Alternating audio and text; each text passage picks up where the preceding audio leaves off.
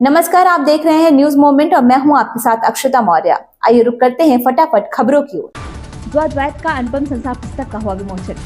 स्वामी विवेकानंद की जयंती पर महर्षि दयानंद बालिका इंटर कॉलेज सभागार में मिर्जापुर की प्रसिद्ध कवियत्री व लेखिका डॉक्टर उषा कनक पाठक द्वारा रचित पुस्तक द्वैत का अनुपम संसार का विमोचन समारोह आयोजित किया गया। मुख्य अतिथि जगत गुरु राम भद्राचार्य प्रोफेसर शिशिर कुमार पांडे व अध्यक्षता डॉक्टर श्याम नारायण तिवारी व अतिथि डॉक्टर सचिदानंद पाठक ने मां सरस्वती की प्रतिमा पर पुष्प अर्पित करके कार्यक्रम का प्रारंभ किया। मुख्य अतिथि डॉक्टर शिशिर पांडे ने अपने वक्तव्य में कहा कि डॉक्टर उषा कनक पाठक रचित द्वैत का अनुपम संसार सुगम भी है और अगम भी है। अध्यक्षता कार्य माध्यमिक शिक्षा संघ के उपाध्यक्ष डॉक्टर श्याम नारायण तिवारी ने कहा कि डॉक्टर उषा की अनेकों पुस्तकें प्रकाशित हो चुकी हैं और कई प्रकाशाधीन हैं। मिर्जापुर से बद्री अगस्त्री की रिपोर्ट। 30 करोड़ की मूर्तियों के साथ 4 गिरफ्तार। अष्टधातु से निर्मित बेशकीमती करोड़ों की मूर्तियों को पुलिस ने किया बरामद। प्राचीन श्री राम जानकर लक्ष्मण की मूर्तियों के साथ 4 अभियुक्त गिरफ्तार। पड़री थाना क्षेत्र के कटनी ग्राम स्थित मठ के राम जानकी मंदिर से 14 जनवरी की रात्रि में चोरी हुई थी मूर्तियां। मठ की देखभाल करने वाले शिष्य बंशीदास ने साथियों के साथ मिलकर रची थी साजिश। साथियों के साथ मिलकर की थी चोरी के बाद हाई माई पढ़ाई के पीछे मूर्तियों को छिपा दिया गया था। मूर्तियों को निकाल कर ले जाते समय हुई गिरफ्तारी। बरामद मूर्तियों की कीमत करीब 30 करोड़ बताई जा रही है। महाकुंभ में महामंडलेश्वर के शिष्य होने के चलते मिला है गगन। अपर पुलिस अधीक्षक ऑपरेशन ने पत्रकार वार्ता कर किया खुलासा। मिर्जापुर से संतोष गुप्ता की रिपोर्ट। एक पुजारी सर जिस मंदिर की पूजा करता था उसी को चोरी करता है। क्या भूमिका थी सर, क्यों इतना बड़ा कांड हुआ है और क्या इसमें पूरा निकल के सामने है? ये जो थाना पड़री के ग्राम कटनी है, वहाँ पे एक आश्रम है जिसमें एक राम जानकी मंदिर स्थापित है।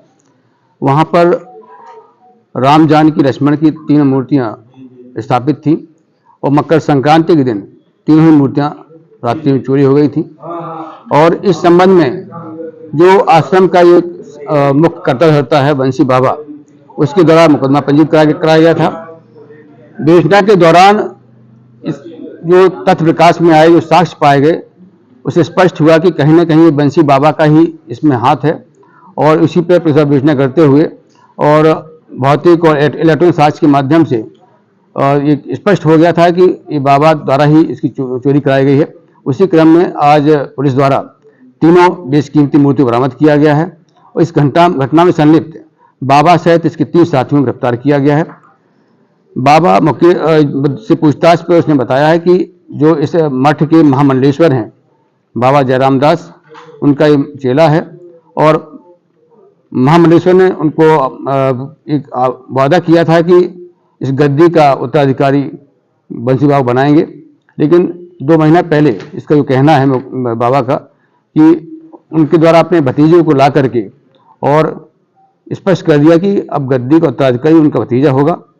तो इसको लगा कि अब मुझे कुछ भी मिलने वाला नहीं है।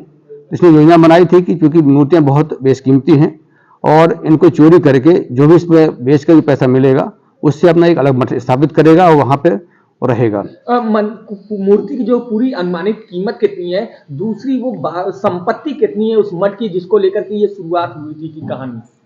देखिए, मठ में जो है विवाद पुराना चला रहा है इसमें स्वामित्व को लेकर के, और करीब 53 बीघा का पूरा मठ है।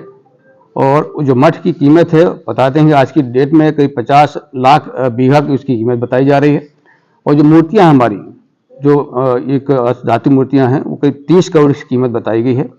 तो इस तरह से मठ के साथ साथ ये मूर्तियाँ बहुत बेशकीमती हैं। ये सब पहले भी चोरी हो चुकी थी सर, आपने बताया कि ये पहले चोरी हो चुकी थी, फिर इसको लाया गया था, फिर भी स्थापित किया गया था।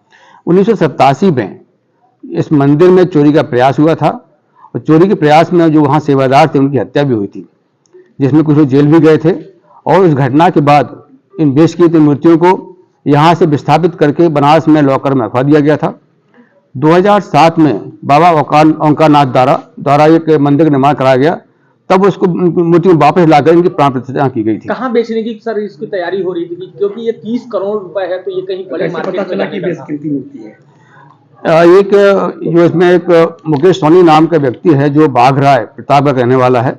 वो पहले भी हत्या से डकैती मामले में जेल जा चुका है और ये इस तरह की चीज़ों को खरीदने बेचने के काम में संलिप्त रहता है। बाबा द्वारा इसको कुछ दिन पहले बुला करके इन तीनों मूर्तियों की टेस्टिंग कराई गई थी कि मूर्तियाँ कीमती हैं कि नहीं। इसने टेस्ट कर बताया था कि बेशकीमती मूर्तियाँ हैं, इसमें अच्छा पैसा इनको मिलेगा।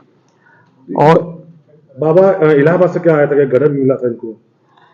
अभी बताया गया कि महाकुंभ के दौरान किसी इस तरह से उनको ग्रहण मिला हुआ था, लेकिन बाबा जी बहुत होशियार हैं, घटना भी उन्होंने ग्रहण को कहीं हटा दिया था और उस दौरान ग्रहण वहाँ पर नहीं था। गिरफ्तारी कहाँ से की सर, या बरामदी कहाँ से हुई थी? देखिए, सूचना प्राप्त हुई थी कि ये पास में ही हाईनाई पहाड़ियाँ हैं मंदिर के से थोड़ा हट करके गोपालपुर रोड पर, वहाँ पर ये मुकेश को बुलाया गया था खरीदने में बेचने के लिए।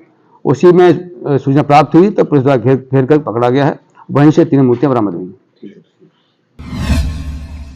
प्रतापगढ़ नवागढ़ जिलाधिकारी ने कोषागार पहुंचकर कार्यभार ग्रहण किया। प्रतापगढ़ जनपद में नवागढ़ जिलाधिकारी शिव सहाय अवस्थी ने जिलाधिकारी प्रतापगढ़ के रूप में कोषागार गए, जहां पर उन्होंने डबल लॉक का चार्ज संभाला। प्रारंभ में जिलाधिकारी ने कोषागार कार्यालय पहुंचकर मार्च पास्ट की सलामी ली।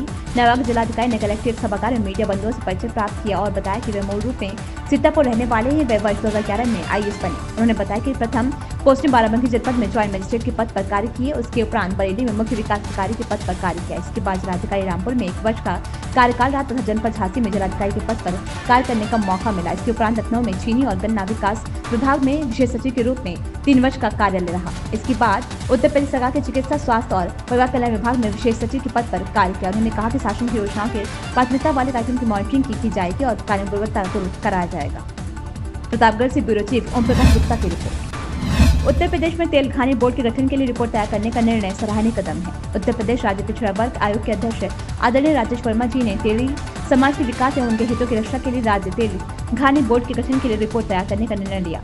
उस पर उत्तर प्रदेश तैलीफ साहू महासभा के प्रदेश कार्यवाहक अध्यक्ष दिलीप साहू ने पिछड़ा वर्ग आयोग के अध्यक्ष आदरणीय राजेश वर्मा जी का आभार व्यक्त करते हुए सराहनीय कदम बताया है। श्री साहू ने कहा कि उत्तर प्रदेश में तेल खानी बोर्ड के गठन के लिए हमारे द्वारा प्रदेश के लोकप्रिय मुख्यमंत्री योगी आदित्यनाथ जी को बोर्ड में पत्र दिया जा चुका था और उसके उपरोक्त संबंध में मध्य प्रदेश तेल खानी बोर्ड के अध्यक्ष भाई रवि करण साहू जी ने मेरी वार्ता हुई थी। उसके पश्चात इसी कड़ी में गत 23 अक्टूबर 2024 को लखनऊ में उत्तर प्रदेश सरकार के आदरणीय मुख्यमंत्री योगी आदित्यनाथ जी से रवि करण साहू जी की एक ढेर वार्ता भी हुई थी, जिसमें रवि करण साहू जी ने उत्तर प्रदेश के मुख्यमंत्री जी से उत्तर प्रदेश में तेल खानी बोर्ड के गठन की मांग की प्रमुखता से रखी थी। महेश साहू की रिपोर्ट। इन खबरों में बस इतना ही। बने रहिए न्यूज मूवमेंट के साथ।